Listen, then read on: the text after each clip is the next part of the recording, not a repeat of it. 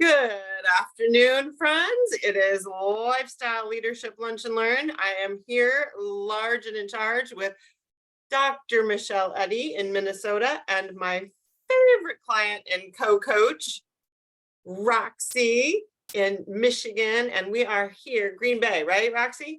And we are here, and I'm in Iowa. Hello, everyone. We're here just talking about our leadership, our wins for the week, our victories for the week with ourselves and our clients. We wanted to do a little video for you today because we have just found out yesterday there's a walking challenge for 30 days in July that we wanted to share with everybody. And if you need the gumption or you need the input, motivation to get going and this summer and not have excuses anymore because winter's over, this would be a great way for you to plug in and get going, right? No more excuses, right, Roxy? You rain or shine, you're out there walking, right? I am. Yep. And so are you, right, Dr. Michelle? Yeah, absolutely. You're a big walker too. I know that, and with your kids and everything. So I know that there's a lot of reasons to say no, and there's a lot of reasons for excuses. And I have to share, and I would love to hear from you guys how you do your walking schedule, how you do your habits of healthy movement, how do you keep track of it, or how do you, what are your best walking tips? And then, and just to give people some inspiration and motivation today. And then I want to share with you guys this little reading that I found today, because saying no is really hard. Saying yes is equally as hard, but I love this about learning to say no. So I want to read this for a little content and meat today, because I think have you ever had trouble saying no to something, you guys? Is it? Oh, yes. All the Oh, time. yeah. Saying no all the time. Okay, so saying no, it's a full sentence, but it's so hard. So I love this. I really appreciate it with all of our friends who are also trying to get a healthy habit and keep them that way. So it's a saying. This is from my Food for Thought book. It's it's like a dysfunctional eating, overeating anonymous book, but it's very profound. So there are times when all of us find it difficult to say no, even though we realize intellectually we can't have or do everything. We have trouble saying no to addictive foods, addictive activities, addictive people that are not good for us. Abstaining actually means saying no, thank you, when offered something not on our plan. We may think that we are afraid of hurting someone else's feelings by our refusal, but usually it's our own compulsive desire that prevents us from giving a firm no. Our sanity and health is more important than pleasing whoever is offering what we should not have or is not good for us. So as we work on our program, which means our habits, our plan of healthy nutrition, hydration, movement, healthy mindset, we all have a plan. If we don't have a plan, we plan to fail, right, girls? So our plan, as we work our plan, our individual plan, we each have different plans, don't we? We have different ways of doing things. So, but as we work our individual plans, we become more aware of people and activities that use up our energies unnecessarily. Avoiding those things gives us more time and more strength for what means most to us. Learning when and how to say no is a very important part of sustaining healthy habits and recovering from things like food addictions and sugar addiction and all that. So learning how to say no is very important. Most often, the person we need to say no to is ourselves. So today it says, I'll pray. There's a little meditation. I pray for the strength to say no to what is not good for me. Woo! Isn't that great? Don't you love it? Was there a takeaway from this that you liked? Isn't that awesome? Very powerful. Very powerful. Yeah. Yeah, I think that the part about the most important person that you're going to help is yourself by saying no. It's so true. Mm-hmm. Truly. I love the part about saying no to because we are afraid of hurting someone else's feelings. right? By refusing, there's this picnic season, right? Are we afraid we're going to hurt someone's feelings by saying no to the brownie table or well, is it good for us? We might need to say no if it's not good for us, and it's okay. No, thank you is a full sentence. So, and saying no to ourselves, when we start coming up with excuses about why we can't do our healthy motion and movement, why we can't get out for our walk, saying no to ourselves. That's the most important person we need to say no to, and say yes to things like, having accountability buddies and partners and, challenges and little groups to hook into. So what helps you, Roxy? I know you're a big walker. What helps you to get your habit of healthy movement? And how do you use these challenges, and how do you, how do you hold yourself accountable and use these challenges? I put my camera like this because we're sitting dogs and they're helping me a lot. They want to go out. They need to poop and pee, and sometimes I'm lazy and I really don't want to get out or get up early. So they start barking because they need to go out, and that is like a huge motivation for me. Like, I don't want to clean if they pee inside.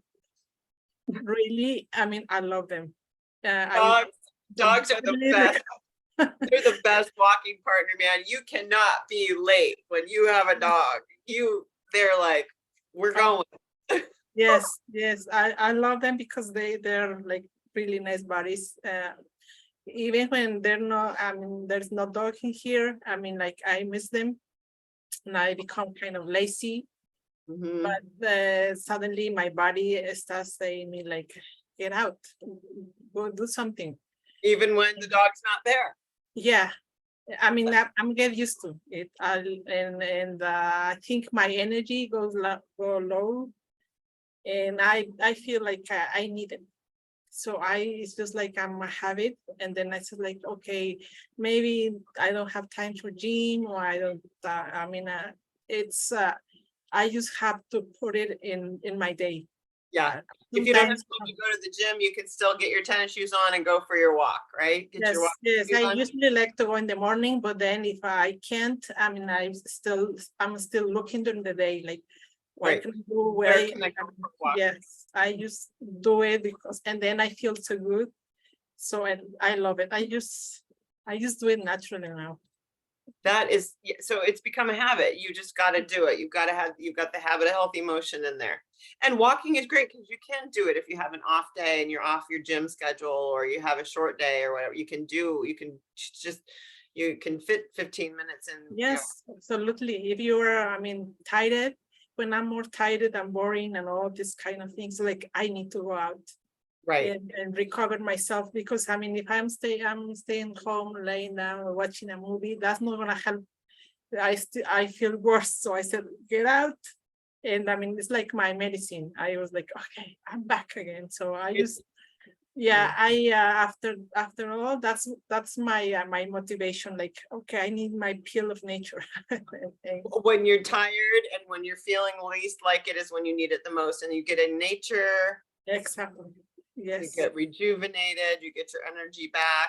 Yeah, that's my mixed motivation. Just how I feel after. Yeah, that's how you feel after. That's your reward, is how you feel after. You got your mojo back, right? Exactly. Yeah. Okay. Yeah. How about you, Dr. Michelle? How do you keep track, or why do you like to keep your healthy motion or walking in, and what do you do?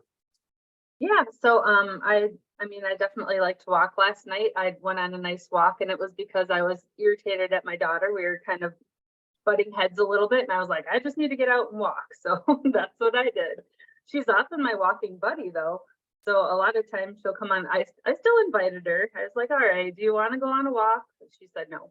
But that was okay too. I knew that I just needed to kind of blow off some steam at that point, and it was better than blowing up in the house at people. So that was my last night, and that's odd for me. It's not a normal thing, but it works that way too. Usually it's more of a stress reliever for me. I do love exercise, just about any kind. But walking, I have my daughter that's my walking buddy most of the time. And she and I go out and go on walks. And I told her about this challenge. She said, okay, I'll do it with you, Mom. So we're going to be walking together again. How old is she? She's 10 right now. She's 10. Isn't that inspiring? Teaching our young ones how to get in the habit, in the healthy habit of it. That's fantastic.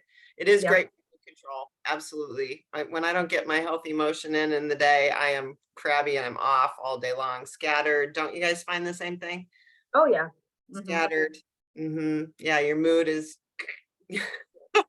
I came back feeling a whole lot better, and it was much better for everybody that I did it. It was better for everybody when Mom got out and got a walk. So yeah, Yeah. this is great. We can use walking for so many things, you know, getting in nature and getting our minds under control, getting our hearts under control, and getting the spiritual, even just like alone time we need, you know, that's really important. And getting back into center and back into grounding. And if you're not on a walking, you know, if you want, I'll put the registration link for the challenge for our little group in the chat on Facebook once we get this. But and there's a fun little thing today. There's going to be a daily post in the group that's going to give you some inspiration, motivation. It asked today to put up a selfie of you walking. So I don't know if you girls have done that yet, but that's kind of fun. So seeing everybody, and so got some dogs on there too already, Roxy. So, and then there's this really fun little chart that someone posted about how to get started, and just a little way to keep track of your walking, and gives you little interval walking trainings and different little ideas. So this is kind of a fun piece if you need some fun ideas. So there'll be something new every day for 30 days in the group. So just register. And then if you're new to the group, you'll get in touch. Roxy will get in touch with you, Dr. Michelle, and we'll introduce what the group is, how you can use it, and best utilize all the bells and whistles that are there. And then we can support you with a goal specific to you. You know, even if you have other health goals, we can do that as well. So helping you figure out where it is you want to start. But hey, you can't beat just starting walking, right, guys, ladies? You can't beat that. That's just one way to start, and give you some motivation and gumption, gives you some people around you to do it with. So I highly recommend it. And I'm excited to see how many. I know we've got a lot of people in our group, even in our circle already. So I'm excited to see some new faces in the group also. So any other tips you guys have for staying on track, and how you do it? Have you ever tracked yourself, or tracked your, you know, given yourself a little tracking system? Is that something you do, or is it just a habit and you do it? I don't have a tracker, but I mean, when I run, I used to really use an app for, there's many brands, like they have apps, and then you can have your tracks in there, and track every day. I just want to tell them, I mean, I saw many people get really excited, and they go to walk for 2 hours. So if you are really going to start doing this, start with 10 minutes, and then go increasing every day. Yes. I mean, if you start doing like for a long walk, next day, you don't want to do it again. So always be increasing day by day. Start small with something doable, around the block, right? Yes. Even just 5 minutes after dinner. I'm going to go after dinner before I go, or I'm going to go first thing before I go into the office, walk around the parking lot once, right? Start small. Yeah, the smaller the better. Don't you think, Michelle? Oh yeah, for sure. Absolutely. Because otherwise you're going to be needing to see your chiropractor more often. And that's, you know, they're not going to be upset about it, but your pocketbook might be if you do too much at once. Absolutely. Yeah, Dr. Michelle, I failed to say, is as a chiropractor hands-on. She's up in Minnesota if you need her. Yeah. I like these things because you have something to plug into. I'm also a paper tracker girl, so I've got these fun paper trackers if people want to use those. I like that, and I'll continue to do that. My husband's a big walker. He walks an hour and a half every day without fail. But again, you start with 5-10 minutes, get your shoes on. Even if getting your shoes on is something, if you could do that for 30 days in a row, you're almost there and out the door. So start small, everybody, and get inspired, and learn to say no to excuses and say yes to getting off the couch, right, Roxy? Yes. So All right, thanks for joining today, ladies, on Lifestyle Leadership Luncheon, my fellow coaches and doctors. So I will hope to see a bunch of your friends and family join us as well. The more the merrier, right? And the more the merrier, the more the healthier, the better we all are. So be happy, stay safe, stay sane, and be well. Let's have a walk in July. Love. Thanks. Bye, guys. Bye. Bye.